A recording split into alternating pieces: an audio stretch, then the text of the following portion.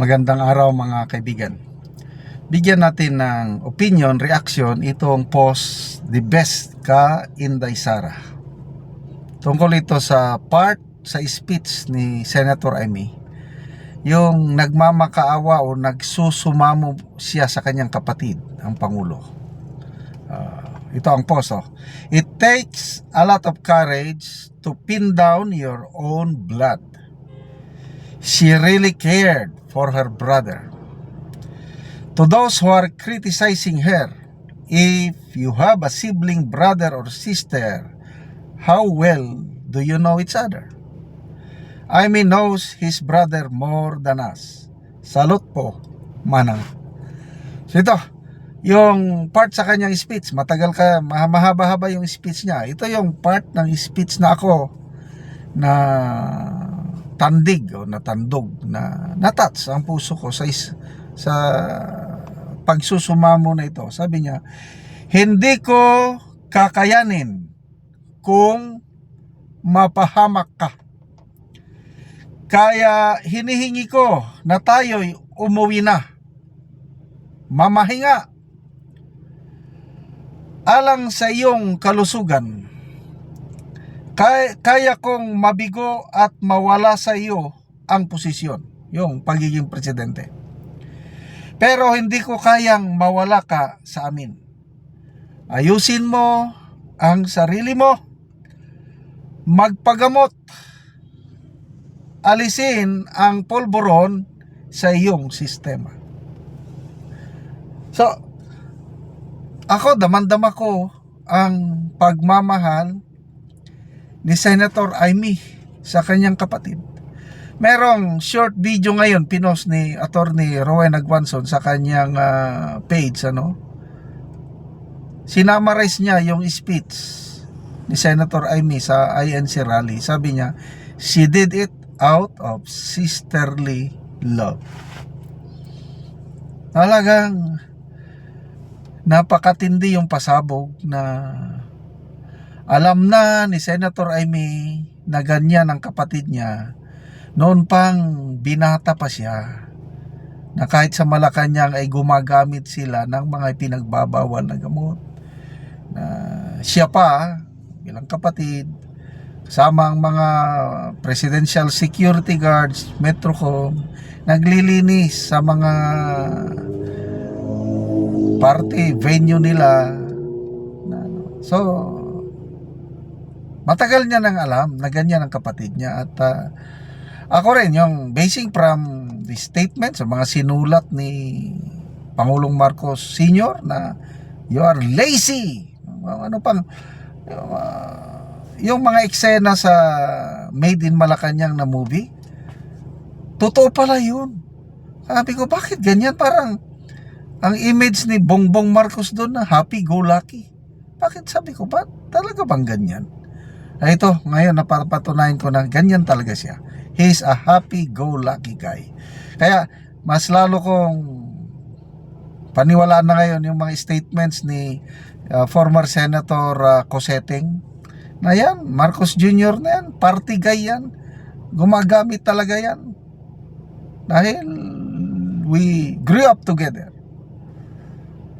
So, despite that one, na alam niya na yung kapatid niya, palagi pa rin niyang sinusubaybayan. At yung sa kanyang speech, yung matanda, i-summarize ko nung natalo siya noong 2016 sa pagiging vice president, lalong nalulong sa paggamit ng pinagbabawal na gamot, na-depress. At unti-unti nakabangon siguro, at ito na noong 2022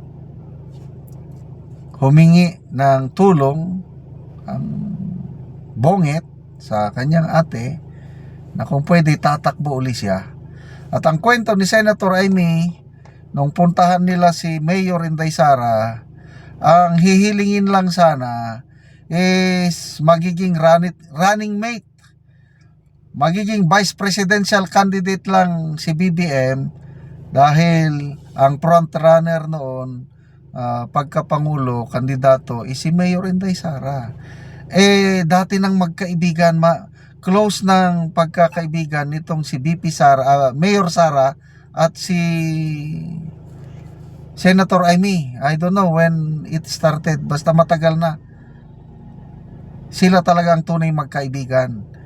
Kaya tama yung sabi ni BP Sara lately na hindi naman niya talagang kaibigan si BBM, di niya kilala si Senator Amy ang kanyang kaibigan. Kaya ito ngayon, si Senator Amy ang kumausap kay Mayor Sara na pwede bang maging running mate niya si si BBM as Vice President.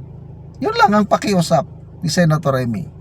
And then nagbago ang lahat, pumayag, nabaliktad pumayag si Mayor Sara na maging Vice President at ang patakbuhing presidente si BBM, at laking gulat ni Senator Amy, at yan yung sinasabi niya na it was a marriage made in heaven. At ngayon inaamin ni Senator Amy malaking kasalanan niya yon dahil siya ang bumuo ng unity team. Kung bakit tayo nagka-loko-loko ngayon, malaking kasalanan si Senator Amy at humihingi siya ng tawad sa taong bayan. At yun na nga, pangako, ang daming pangako ni BBM sa atin niya na magbago na ako, at naniwala naman si Senator Amy. At ito na nga, hindi naman tinupad ang pangako na magbago, tuloy-tuloy pa rin.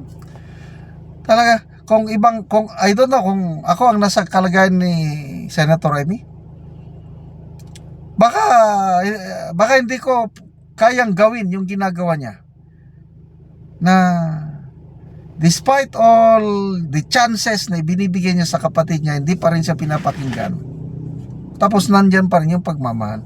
So ito, nakikita ko sayang yung pagmamahal ng isang Ate Amy sa kanyang kapatid naman, na sa tingin ko binabaliwala lang ni Presidente.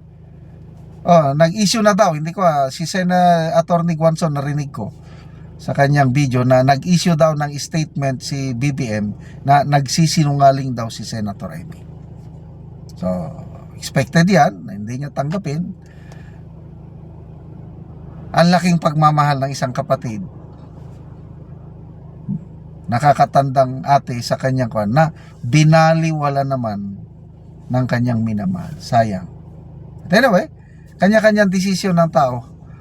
Hindi naman mapilit ni Senator Amy ang kanyang kapatid na magbago. Magre-resign ba? Mamamahinga ba? I don't know. Sa tingin ko hindi. Pasok dito, labas doon, binaliwala ang pagmamahal ng kanyang ate. Sayang salamat mga kaibigan sa inyong pagsubaybay sa ating channel. Nakakatulong kayo ng malaki sa tribong Talandig ng Bukidnon, dahil ang sweldo natin sa channel na ito is pantulong po sa tribo. Namimigay tayo ng mga libreng yero at pako para makapagpatayo naman itong tribo ng mas maayos na tirahan. Panoorin niyo ang video na ito. Taga na magsin. Aliyog sa nagatay sa sin, salamat kayo. Ug karon muna dahil ni ang atop sa natagaan na mo giro. Mga sako gipang pananrang dahil o kahabol. Ano ni ang ilang atop. Karon mag-atop na ni sila.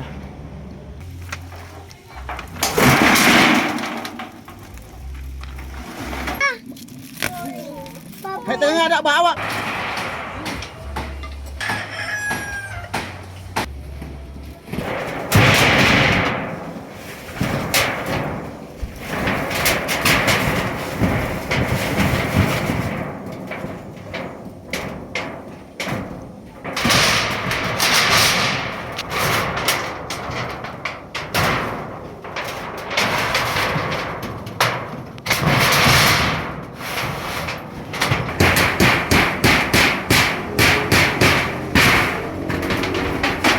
Ito naman na si Kuya. Salamat sa Ginoo og sa tawo nga nagtabang ani og salamat tungod sa iya pito na katuig ning akong sinaya pag na pulian. Salamat kayo. Lagi. So pito na katuig ya bago pa ka nakapuli og atop. Oh, bago Sa imong balay. Ito na katuig kaya pag napulian. Ngano man niya sa kadugayon na wala ka nakapuli og atop? Wala lagi, Biyero. wala may kuan. Wala budget. Unsa daya imong trabaho? Kuan ra, umara. Uma, Igo-igo raban, wala naman pangonsumo, di nagigaw ka budgetan ang kuan gyud. atop. Atob. Lagi. So pila na daya imong edad? Kuan na 30. Ang imong anak pila ka buok? Kulo. Tulo ka buok. So naga-eskwela na sila. Oh, ang isa, ang duwa wala pa. So salamat kayo ya. Oh, salamat pod. Salamat kayo.